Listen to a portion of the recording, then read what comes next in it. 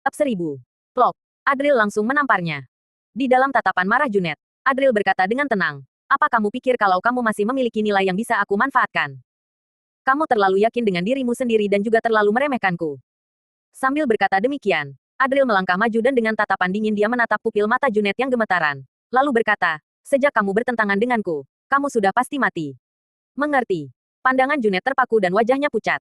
Beberapa saat kemudian, kemarahan di wajahnya perlahan-lahan mereda. Namun, dia tidak memohon belas kasihan dan juga tidak merayu Zaskia lagi. Junet menatap Adril dan berkata dengan suara yang sedikit serak, dalam permainan kali ini, kamulah pemenangnya. Orang yang menjebak pasti akan terjebak juga.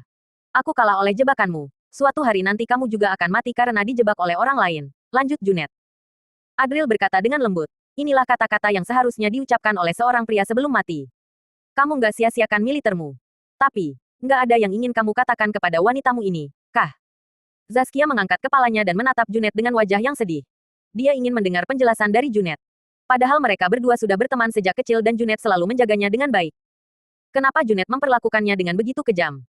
Namun, Junet tidak melihatnya sedikit pun, hanya berkata dengan pelan. Di dunia ini hanya ada dua jenis orang. Satu adalah majikan dan satu lagi adalah budak.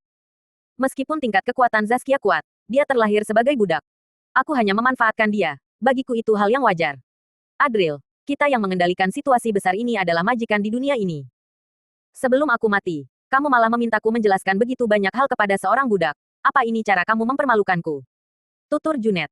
Sebenarnya dia hanya berpura-pura mendapatkan simpati Zaskia.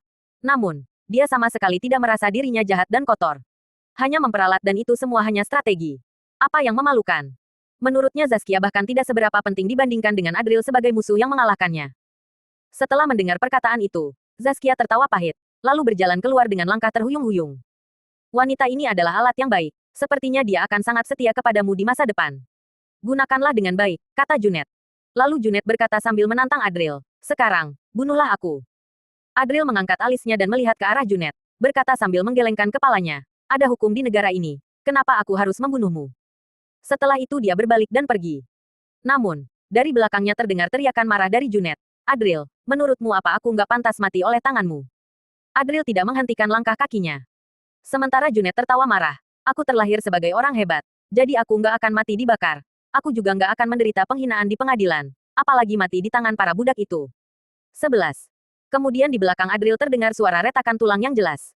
Junet memukul kepalanya sendiri dan tewas dengan bunuh diri. Kematian Junet tidak membuat Adril menghentikan langkahnya. Dia hanya berjalan keluar dan melihat para tentara sedang berlatih dengan tertib. Sejauh matanya memandang, terdapat pemandangan pegunungan yang sangat indah. Dia berjalan ke taman kecil, menghirup udara segar dan berkata dengan suara pelan, bumi begitu indah. Para pahlawan malah berlomba untuk bekerja keras untuknya. Pak Adril, ucap Nancy. Nancy sedang duduk di taman kecil itu. Dia segera bangkit dan menyapa Adril. Dengan identitasnya sekarang, sepertinya dia tidak lagi berhak untuk berbicara dengan Adril. Apa yang sedang kamu lakukan? Tanya Nancy. Adril melihat ke meja. Di atasnya terdapat banyak kartu ucapan. Berbagai kekuatan yang meminta bertemu denganmu, sekaligus memberikan hadiah untukmu, Pak Adril. Nancy segera berkata. Identitas Adril saat ini sangat luar biasa, sehingga semua pihak ingin mencari muka. Setelah itu, Nancy melanjutkan. Kebetulan sekarang Pak Gary, Pak Dennis dan leluhurku telah pergi mengunjungi Jenderal Yogi di wilayah Garnison. Apa kamu ingin menangani semua ini sendiri? Bacakan untukku, kata Adril. Lalu dia duduk di kursi, menutup mata dan beristirahat. Menteri Dalam Negeri yang baru memberikan 3 butir pil energi darah yang dibuat oleh Master Puncak. Memohon untuk bertemu dengan Pak Adril, ucap Nancy. Apa gunanya untukku? Tanya Adril.